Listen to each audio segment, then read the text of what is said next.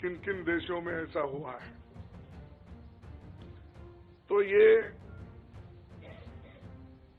सत्ताधारी दल द्वारा एक खतरनाक खेल खेला गया है। इसके दूरगामी प्रभाव होंगे, पर ये स्पष्ट है कि इस तरीके से किसी राजनीतिक दल को असहाय बनाकर चुनाव लड़ने में बाधा उत्पन्न कर और फ्री एंड फेयर इलेक्शन कभी नहीं कहा जा सकता। देश की जनता, एक आम नागरिक देख सकता है कि बीजेपी ने चुनावी चंदा बॉन्ड से 56% पैसे हासिल किए हैं, वहीं कांग्रेस को 11% ही मिले हैं। और ये वो पैसे जो बॉन्ड से बीजेपी ने लिए हैं, इसके अलावा जो कैश में इनके पास आता होगा तो कोई अकाउंट ही नहीं है। आप इनके खर्चे देखिए, हर तरफ इनका एडवर्टाइजमेंट लगा है और एडवर्टाइजमेंट में भी मोनोपोली बना ली है।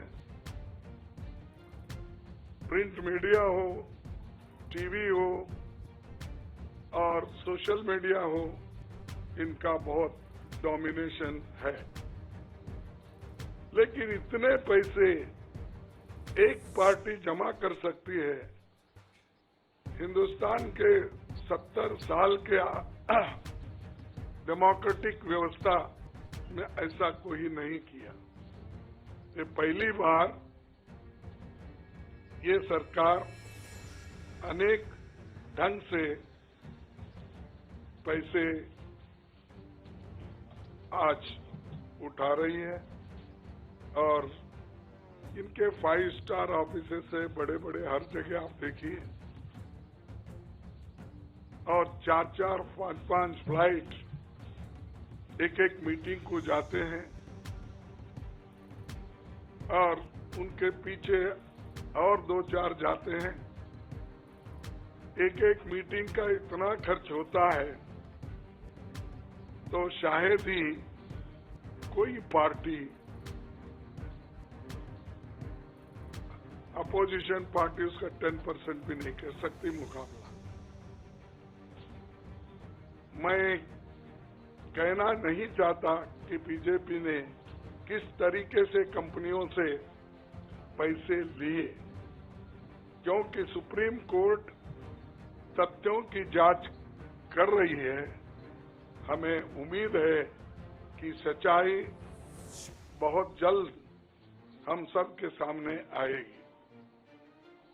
और अंत में मैं देश के संवैधानिक संस्थाओं से अपील करता हूं कि अगर वो फ्री एंड फेयर इलेक्शन चाहते हैं तो हमारी पार्टी को बगैर किसी रोक टोक से बैंक अकाउंट्स का इस्तेमाल करने दे,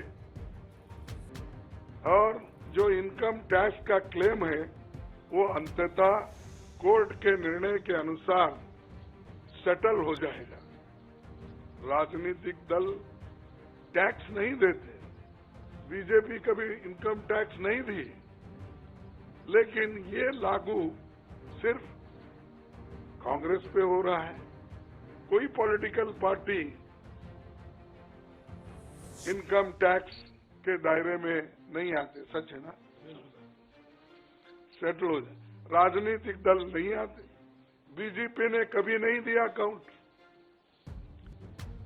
इसके बाद भी अगर हमसे ये मांगा जा रहा है तो हम न्यायालय के अंतिम निर्णय का इंतजार कर रहे हैं, क्योंकि हम चाहते हैं कम से कम न्यायालय तो इस बात को देखे, कानून को देखे, रूल ऑफ लॉ और गवर्नेंस जो संविधान के तहत होता है उसके तरफ तो ध्यान दे दो, क्योंकि आज वो हुकूमत में है, कल दूसरी पार्टी आएगी, लेकिन हमको ये लेवल प्लेइंग ग्राउंड जो हमने पहले से बनाया था, नेहरू जी से लेकर हम 89 और बाकी के लोग भी, जब इवन वाजपेयी थे उस वक्त भी ऐसा नहीं था। लेकिन यहाँ ये 18वीं लोकसभा का चुनाव जो हो रहा है, इसमें हम सब देख रहे हैं, ये कुचल रहे हैं, सप्रेस कर रहे हैं और हमको चुनाव लड़ने के स्थिति में वो नहीं छोड़ना चाहते और पैसे को तंग तबाह करके वो एक तरफा इलेक्शन कर लेना चाहते हैं। लेकिन लोग भी होशियार है, इसको जानते हैं और लेवल प्लेइंग फील्ड बने रहने के लिए ये उनके जो बाधक है और जो हमारे अकाउंट्स फ्रीज किए हैं वो तत्काल उसका रिलीज होना चाहिए और हमको चुनाव में डेमोक्रेसी और संविधान को बचाने के लिए लेवल प्लेइंग ग्राउंड होना चाहिए।